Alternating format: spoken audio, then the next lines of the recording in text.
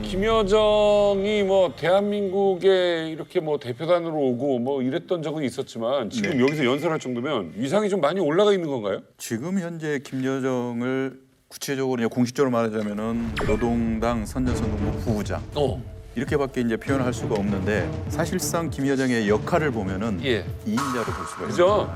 그죠? 이인자. 네, 사실 김여정 같은 경우에는 2018년도 2월에 평창 올림픽 때 우리를 방문을 했었거든요. 동행한 사람이 사실상 명목상으로는 북한을 공화국을 대표하는 수반이라고 하는 김영남하고 같이 갔거든요. 근데 자리에 앉을 때 보면은 김영남 자리 상석을 갖다가 김영남이 김여정한테 양보를 합니다. 그럼 벌떡 일어나 있고. 공항 판담장에 먼저 도착한 김영남 위원장은 김여정이 오기를 기다렸다 자리를 옮겼습니다. 김 위원장은 김여정에게 먼저 앉으라고 권했고 김여정이 웃으며 사양하자 그때서야 자리에 앉습니다.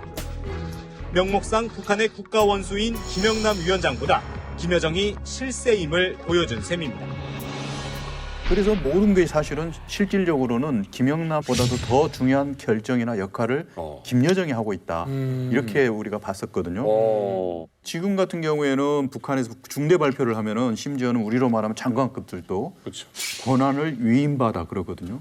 자기들 장관도 결정이 못합니다. 그렇죠. 근데 지금 이 결정권을 김여정은 스스로가 가지고 있는 거예요. 그래서 본인이 이번에 공개석상에 나와서 싹 쓸어버리겠다 이런 발언들은 누구의 생각이 아니고 본인의 생각이라는 거를 대외적으로 공포를 하고 있는 거거든요. 네, 맞아요. 옛날에 김여정이랑 비슷한 롤이었던 김경희를 한번 생각해 보면요. 한 번도 육성을 공개한 적이 없고 그래서 나는 김경희처럼 이렇게 보좌를 하는 역할이 아니라 나는 공주가 아니다. 백두혈통의 실세이다. 이걸 보여주는 메시지로 파악을 하면 되거든요. 장성택도 연설하는 걸 본 적이 없어. 맞아요. 육성 공개는 정말 큰 의미가 있습니다. 그래서 처음에 김여정이 대남 강경 메시지를 낼 때 이렇게 얘기를 합니다. 1인칭으로 나는 남측도 합동 군사훈련을 꽤 즐기는 것으로 알고 있다. 나는이라는 표현을 써요.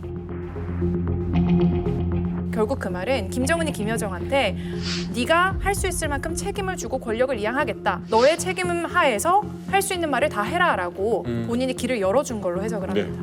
그래서 우리가 이제 김여정이 그러면 2인자냐 이렇게 볼 수는 있지만 본인의 위상은 2인자인데 어쩔 때는 사실은 그 앞으로 1.5인자의 역할을 할 수가 있는 거예요. 1인자와 2인자 사이를 왔다 갔다 하면서 결정권을 전달을 하기도 하지만 본인 스스로가 2인자 이상의 저는 개인적으로는 1.5인자로 보거든요. 근데 저는 약간 다른 말씀을 드리고 싶은데 북한의 특징 중에 하나는 유일 지도 체제라고 하는 특성이 있는 거죠. 그래서 이제 수령 체제가 되고 수령이 아닌 사람들 이제 고위 간부들의 위상이 무엇인가 이 점에 대해서 얘기를 하면 그 2인자라는 말을 들었을 때 죽은 사람이 많아요. 그렇죠. 그러네. 모든 독재자가 그래요. 그러네.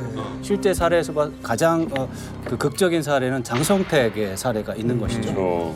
누가 보더라도 장성택은 김정은의 후견인으로서 또 가족이고 고모부고 충분히 2인자라고 다들 생각을 했던 거죠. 그럼요. 실질적인 권력자. 그렇게 누구도 의심하지 않고 그렇게 생각을 했지만 최고 지도자가 그것을 인정하지 않을 때 어떤 일이 벌어지는가? 살해하죠. 그죠? 단지 수령의 손가락 하나로 죽을 수가 있는 파리 목숨 같은 존재인 거죠.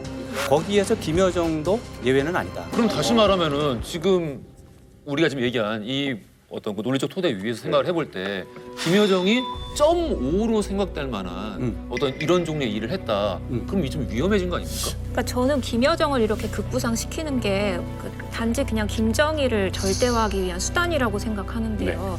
그러니까 과거에도 북한은 김정일이 주체 사상을 이렇게 체계화하면서 그 김일성 유일 영도 체계를 확립했듯이 이제는 김여정이 그걸 벤치마킹해서 이 오빠인 김정은의 이 영도 체계를 세우는 그런 작업을 하는 거라고 생각하고요. 그리고 김여정이 2인자가 되기를 두려워한다는 그 증거로는 항상 담화문을 낼 때 나는 김정은의 위임을 받아 당과 국가의 위임을 받아 이걸 꼭 붙이거든요. 허락이 없으면 그것 자체도 본인 스스로도 이게 자신이 정치 세력화한다, 2인자다 이런 소문을 좀 선을 긋는 행위가 아닌가라고 생각을 합니다. 만약에 그럼 김정은한테 혹시 문제가 생긴다면 김여정이 혹시 욕심을 부리지 않을까요?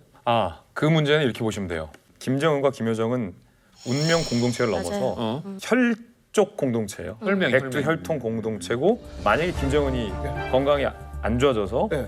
죽었다, 아니 혹은 입원을 했다 안 나타난다. 입원을 했다라고 한다면 김정은과 김여정의 공통된 가장 큰 고민은 1번 고민은 김정은의 아들이에요. 아들이 이 권력을 이어받아야 북한 사회의 정통성이 이어질 수 있고 백두 혈통도 이어질 수 있는데 그러니까 김여정이 수렴청정 형태로 김정은의 아들들이 장성할 때까지 그 자리를 지키지 않으면 백두 혈통의 혈통 거기서 끝이 나버리는 거예요. 이 북한의 권력 문제에 대해서 우리가 토론을 할 때 눈에 보이는 것에 대해서 집중하는데 눈에 안 보이는 것도 또 봐야 돼요.